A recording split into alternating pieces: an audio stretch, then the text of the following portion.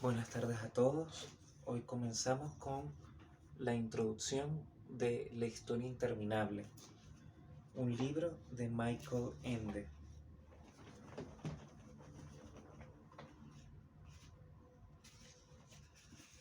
Libros de vocación. Propietario Carl Conrad Coriander.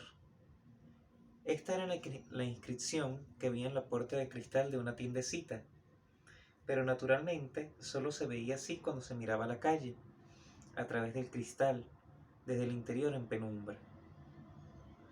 Fuera hacía una mañana gris y fría de noviembre y llovía a cántaros. Las gotas correteaban por el cristal sobre las adornadas letras. Lo único que podía verse por la puerta era una pared manchada de lluvia al otro lado de la calle. La puerta se abrió de pronto con tal violencia que un pequeño racimo de campanillas de latón que colgaba sobre ella, asustado, se puso a repiquetear, sin poder tranquilizarse en un buen rato. El causante del alboroto era un muchacho pequeño y francamente gordo, de unos 10 u 11 años. Su pelo, castaño oscuro, le caía chorreando sobre la cara. Tenía el abrigo empapado de lluvia y colgada de una correa llevaba a la espalda una cartera de colegial. Estaba un poco pálido y sin aliento, pero en contraste con la prisa que acababa de darse, se quedó en la puerta abierta como clavado en el suelo. Ante él tenía una habitación larga y estrecha, que se perdía al fondo en penumbra. En las paredes había estantes que llegaban hasta el techo, abarrotados de libros de todo tipo y tamaño. En el suelo se apilaban montones de mamotretos y en algunas mesitas había montañas de libros más pequeños, encuadernados en cuero, cuyos cantos brillaban como el oro. Detrás de una pared de libros tan alta como un hombre, que se alzaba al otro extremo de la habitación, se veía el resplandor de una lámpara. De esa zona iluminada se elevaba de vez en cuando un anillo de humo, que iba aumentando de tamaño y se desvanecía luego más arriba, en la oscuridad. Era como esas señales con que los indios se comunican noticias de colina en colina. Evidentemente, allí había alguien y en efecto, el muchacho oyó una voz bastante brusca que desde detrás de la pared de libros decía: «Quédese pasmado dentro o fuera, pero cierra la puerta, hay corriente». El muchacho obedeció cerrando con suavidad la puerta. Luego se acercó a la pared de libros y miró con precaución al otro lado. Allí estaba sentado en un sillón de orejas de cuero desgastado un hombre grueso y rechoncho. Llevaba un traje negro arrugado que parecía muy usado y como polvoriento. Un chaleco floreado le sujetaba el vientre. El hombre era calvo y solo por encima de las orejas le frotaban mechones de pelos blancos. Tenía una cara roja que recordaba la de un bulldog de esos que muerden. Sobre las narices, llenas de bultos, llevaba unas gafas pequeñas y doradas, y fumaba en una pipa curva que le colgaba de la comisura de los labios torciéndole toda la boca. Sobre las rodillas tenía un libro en el que evidentemente había estado leyendo, porque al cerrarlo había dejado entre sus páginas el gordo dedo índice de la mano izquierda, como señal de lectura, por decirlo así. El hombre se quitó las gafas con la mano derecha, contempló al muchacho pequeño y gordo que estaba ante él chorreando, frunciendo al hacer los ojos, lo que aumentó la impresión de que iba a morder, y se limitó a musitar: «Vaya por Dios». Luego volvió a abrir su libro y siguió leyendo. El muchacho no sabía muy bien qué hacer, y por eso se quedó simplemente allí mirando al hombre con los ojos muy abiertos. Finalmente el hombre cerró el libro otra vez, dejando el dedo como antes entre sus páginas, y gruñó: «Mira, chico, yo no puedo soportar a los niños. Ya sé que está de moda hacer muchos apagamientos cuando se trata de vosotros, pero eso no reza conmigo. No me gustan los niños en absoluto. Para mí no son más que unos estúpidos llorones y unos pesados que lo destrozan todo. Manchan los libros de mermelada y les rasgan las páginas, y a los que les importa un pimiento que los mayores tengan también sus preocupaciones y sus problemas. Te lo digo solo para que sepas a qué atenerte. Además, no tengo libros para niños y los otros no te los vendo. ¿Está claro?». Todo eso lo había dicho sin quitarse la pipa de la boca. Luego abrió el libro otra vez y continuó leyendo. El muchacho asintió en silencio y se dio la vuelta para marcharse, pero de algún modo le pareció que no debía aceptar sin protesta aquel sermón, y por eso se volvió otra vez y dijo en voz baja: «No todos son así». El hombre levantó despacio la vista y se quitó de nuevo las gafas. «¿Todavía estás ahí? ¿Qué hay que hacer para librarse de ti? ¿Me lo quieres decir? ¿Qué era eso tan importantísimo que has dicho?» «No era importante», respondió el muchacho en voz más baja todavía, «solo que no todos los niños son como usted dice». «Vaya», el hombre enarcó las cejas fingiendo asombro. «Entonces tú eres sin duda una excepción, ¿no?» El muchacho gordo no supo qué responder, solo se encogió ligeramente de hombros y se volvió otra vez para irse. «Vaya educación», oyó decir a sus espaldas a aquella voz refunfuñona. «Desde luego no te sobra, porque si no te hubieras presentado por lo menos». «Me llamo Bastián», dijo el muchacho. «Bastián Baltasar Butz». «Un nombre bastante raro», gruñó el hombre, «con esas 3 B». «Bueno, de eso no tienes la culpa porque no te bautizaste tú. Yo me llamo Karl Conrad Coriander». «¿3 Ks?», dijo el muchacho seriamente. Refunfuñó el viejo. «Es verdad». Lanzó unas nubecillas de humo. «Bueno, da igual cómo nos llamemos porque no nos vamos a ver más. Ahora solo quisiera saber una cosa y es por qué has entrado en mi tienda con tanta prisa. Daba la impresión de que huías de algo, ¿es cierto?» Bastián asintió. Su cara redonda se puso de pronto un poco más pálida y sus ojos se hicieron aún mayores. «Probablemente habrás asaltado un banco», sugirió el señor Coriander, «o matado a alguna vieja o alguna de esas cosas que se dice ahora. Te persigue la policía, hijo». Bastián negó con la cabeza. «Vamos, habla», dijo el señor Coriander. «¿De quién huyes?» «De los otros». «¿De qué otros?» «Los niños de mi clase». «¿Por qué?» «Porque no me dejan en paz». «¿Qué te hacen?» «Me esperan delante del colegio». «¿Y qué?» «Me llaman cosas, me dan empujones y se ríen de mí». «¿Y tú te dejas?» El señor Coriander miró al muchacho un momento con desaprobación y preguntó luego: «¿Y por qué no les partes la boca?» Bastián lo miró asombrado. «No, no quiero. Además no soy muy bueno boxeando». «¿Y qué tal la lucha?», quiso saber el señor Coriander. «Correr, nadar, fútbol, gimnasia. ¿No se te da bien nada de eso?» El muchacho dijo que no con la cabeza. «En otras palabras», dijo el señor Coriander, «que eres un flojucho, ¿no?» Bastián se cogió de hombros. «Pero hablar sí que sabes», dijo el señor Coriander. «¿Por qué no les contestas cuando se meten contigo?» «Ya lo hice una vez. ¿Y qué pasó?» «Me metieron en un cacharro de basura y ataron la tapa. Estuve 2 horas llamando hasta que me oyó alguien». Refunfuñó el señor Coriander. «Y ahora ya no te atreves». Bastián asintió. «O sea», dedujo el señor Coriander, «que además eres un gallina». Bastián bajó la cabeza. «Y seguramente un pelota también, ¿no? El mejor de la clase con todos sobresalientes y enchufado con todos los profesores, ¿verdad?» «No», dijo Bastián conservando la vista baja. «El año pasado se me cargaron». «¡Santo cielo!», exclamó el señor Coriander. «Una nulidad en toda línea». Bastián no dijo nada, solo siguió allí con los brazos colgantes y el abrigo chorreando. «¿Qué te llaman para burlarse de ti?» «No sé, todo lo que se les ocurre.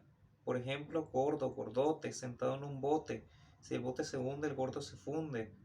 Bueno, está que se abunde».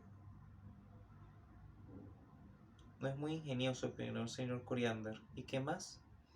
Bastián titubeó antes de hacer una enumeración. «Chiflado, bólido, cuentista, bolero». «¿Chiflado por qué?» «Porque a veces hablo solo».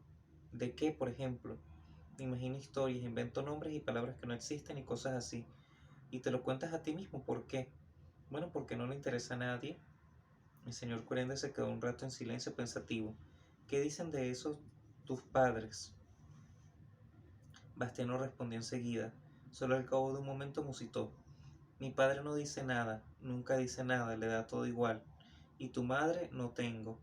«¿Están separados tus padres?» «No», dijo Bastián. «Mi madre está muerta». En aquel momento sonó el teléfono. El señor Coriander se levantó con cierto esfuerzo de su sillón y entró arrastrando los pies en una pequeña habitación que había en la parte de atrás de la tienda.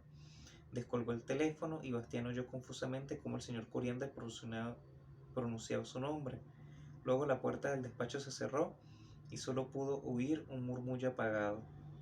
Bastián se puso en pie sin saber muy bien lo que había pasado ni por qué había contado y confesado todo aquello. Le molestaba que le hicieran preguntas.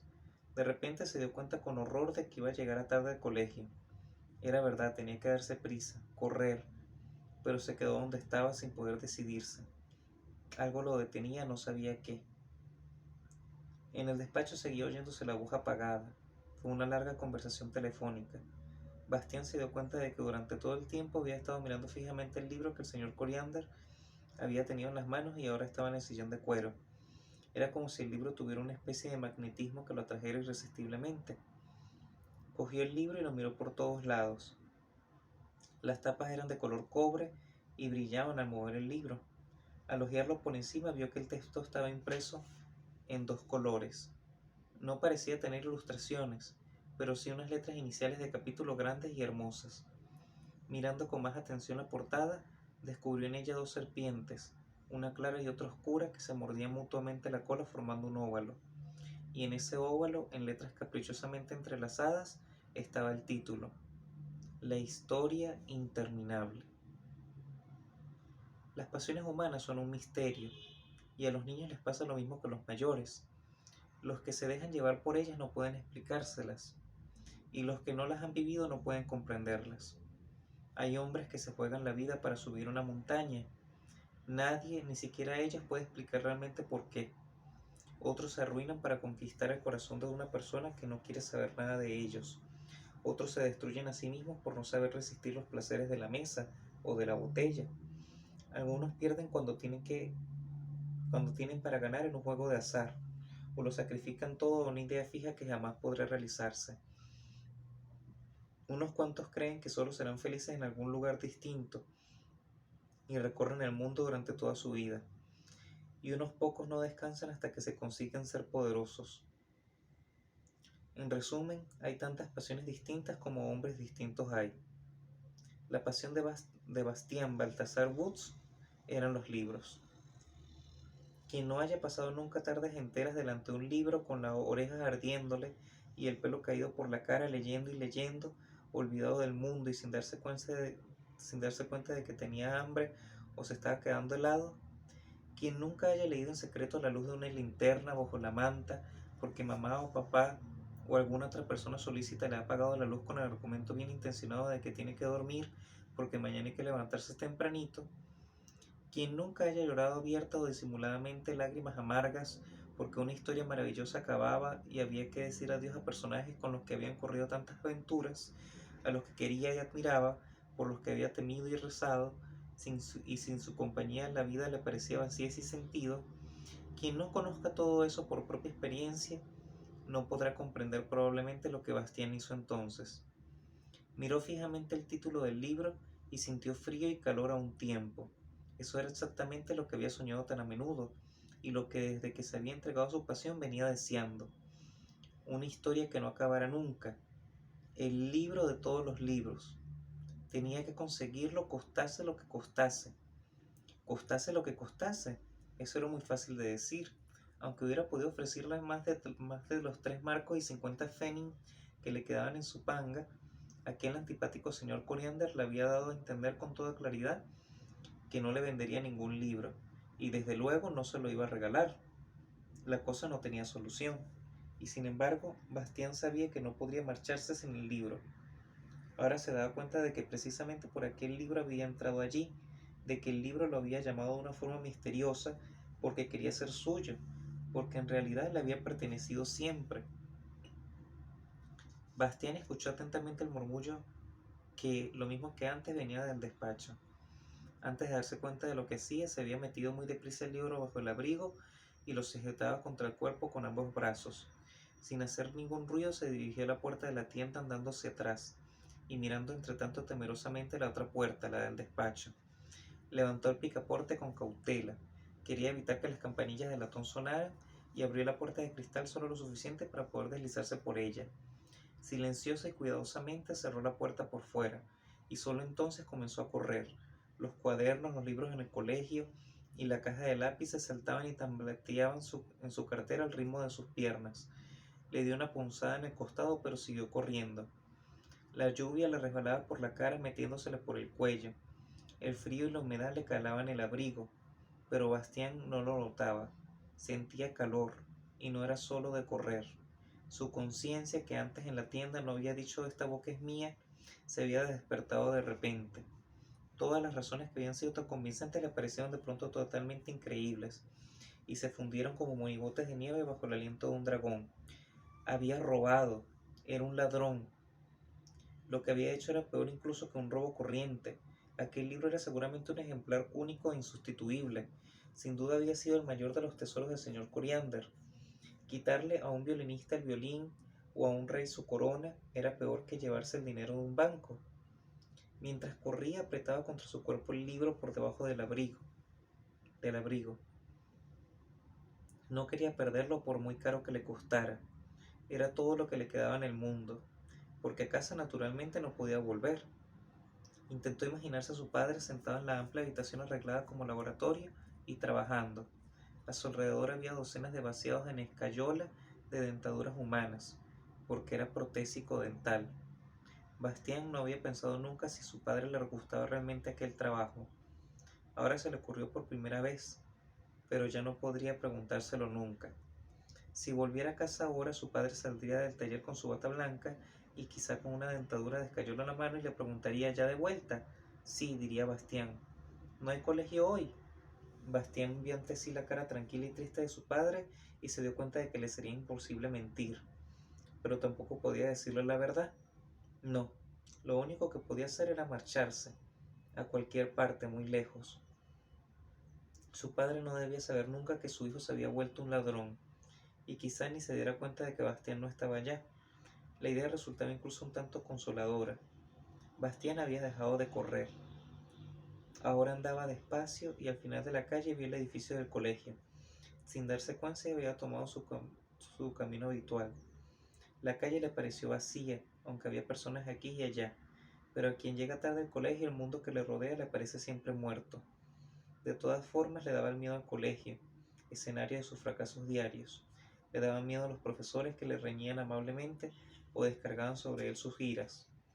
Miedo a los otros niños que se reían de él y no perdían oportunidad de demostrarle lo torpe y débil que era. El colegio le había parecido siempre como una pena de prisión larguísima, que duraría hasta que creciera y que él tenía que cumplir con muda resignación. Pero cuando iba ahora por sus pasillos llenos de ecos, que olían a cera de pisos y abrigo mojado, cuando el siniestro silencio del edificio le taponó de pronto los oídos como un trozo de algodón, y cuando finalmente estuvo delante de la puerta de su clase, pintada del mismo color espinaca seca de las paredes, comprendió que tampoco allí se le había perdido nada. Tenía que irse, y lo mejor era hacerlo ya. ¿Pero a dónde? Bastián había leído en los libros historias de muchachos que se enrolan en un buque y se van a correr mundo para hacer fortuna. Algunos se hacían también piratas o héroes, y otros volvían ricos a su patria, unos años más tarde, sin que nadie sospechase quiénes eran. Pero una cosa así no se atrevía a hacerla Bastián, ni siquiera podía imaginarse que lo aceptaran como grumete. Además, no tenía la menor idea de cómo llegar a un puerto donde hubiera buques apropiados para esas arriesgadas empresas. Entonces, ¿a dónde? Y de pronto se le ocurrió el lugar adecuado, el único en donde por lo menos de momento no lo buscarían ni encontrarían. El desván era grande y oscuro, olía a polvo y naftalina. No se oía ningún ruido, salvo el suave tamborileo de la lluvia sobre las planchas de cobre del gigantesco tejado.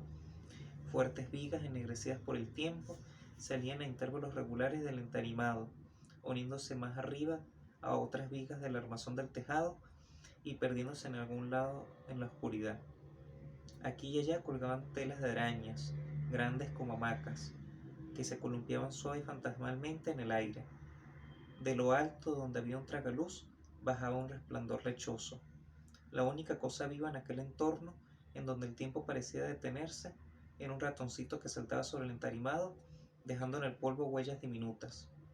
Allí donde la colita le arrastraba, quedaba entre las impresiones de sus patas una raya delgada. De pronto se enderezó y escuchó, y luego ¡hush! Desapareció en un agujero de las tablas. Se oyó el ruido de una llave en la gran cerradura.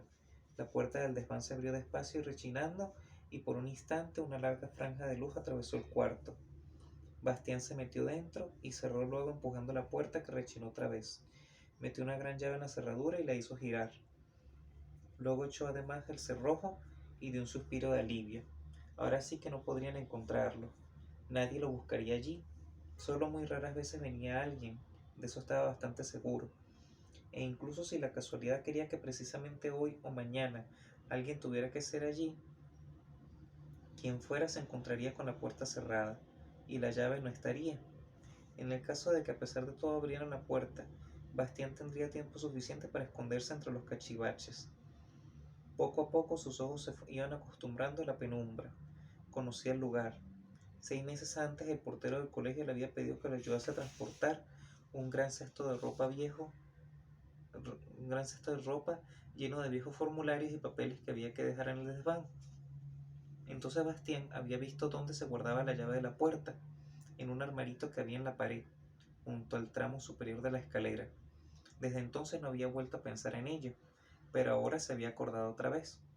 Bastián comenzó a tiritar, porque tenía el abrigo empapado y allí arriba hacía mucho frío. Por de pronto tenía que buscar un lugar en donde ponerse un poco más cómodo. Al fin y al cabo tendría que estar allí mucho tiempo. ¿Cuánto? En eso no quería pensar de momento, ni tampoco en que pronto tendría hambre y sed. Anduvo un poco por allí. Había toda clase de trastos tumbados o de pie, estantes llenos de archivadores y de legajos no utilizados hacía tiempo, pupitres manchados de tinta y amontonados, un bastidor de que colgaba una docena de mapas antiguos, varias pizarras con la capa negra desconchada, estufas de hierro oxidadas, aparatos gimnásticos inservibles, balones medicinales pinchados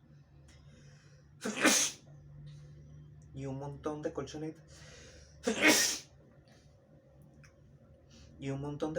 de gimnasia viejas y manchadas, amén de algunos animales disecados, medio comidos por la polilla, entre ellos una gran lechuza, un águila real y un zorro, toda clase de retortas y probetas rajadas, una máquina electrostática, un esqueleto humano que colgaba de una especie de armario de ropa, y muchas cajas y cajones llenos de viejos cuadernos y libros escolares. Bastián se decidió finalmente a hacer habitable el montón de colchonetas viejas. Cuando uno se echaba encima se sentía casi como en un sofá. Las arrastró hasta debajo del tragaluz, donde la claridad era mayor. Cerca había apiladas unas mantas militares de color gris, desde luego muy polvorientas y rotas, pero plenamente aprovechables. Bastián las cogió, se quitó el abrigo mojado y lo colgó junto al esqueleto en el ropero. El esqueleto se columpió un poco, pero a Bastián no le daba miedo, quizá porque estaba acostumbrado a ver en su casa cosas parecidas. Se quitó también las botas empapadas. En calcetines se sentó en el estilo árabe sobre las colchonetas y como un indio se echó las mantas grises por los hombros. Junto a él tenía su cartera y el libro de color cobre. Pensó que los otros en la clase de abajo debían estar dando precisamente lengua. Quizá tuvieran que escribir una redacción sobre algún tema aburridísimo. Bastián miró el libro. Me gustaría saber, se dijo, qué pasa realmente en un libro cuando está cerrado. Naturalmente dentro hay solo letras impresas sobre el papel, pero sin embargo algo debe pasar, porque cuando lo abro aparece de pronto una historia entera. Dentro hay personas que no conozco todavía, y todas las aventuras, hazañas y peleas posibles, y a veces se producen tormentas en el mar, o se llega a países o ciudades exóticas. Todo eso está en el libro de algún modo. Para vivirlo hay que leerlo, eso está claro, pero está dentro ya antes. Me gustaría saber de qué modo. Y de pronto sintió que el momento era casi solemne. Se sentó derecho, cogió un libro, lo abrió por la primera página y comenzó a leer. La historia interminable. Y así concluye la introducción de La historia interminable de Michael Ende. Gracias por escuchar.